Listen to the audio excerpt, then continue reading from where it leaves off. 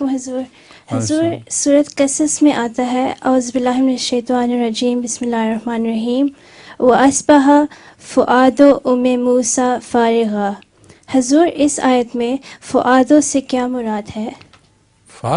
فؤادو کیا؟ وہ پڑھو.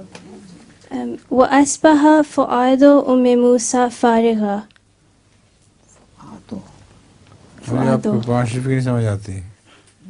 صحیح نہیں کہہ دکھاؤ آیت مجھے.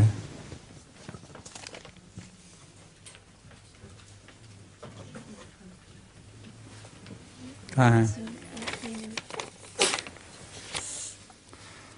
اصبح فؤاد اصبح کا مطلب ہے ہو گئی. موسیٰ کا دل فارغ ہو گیا، خوش ہو گیا، ٹھیک ہو گیا. فؤاد سے مراد دل ہے.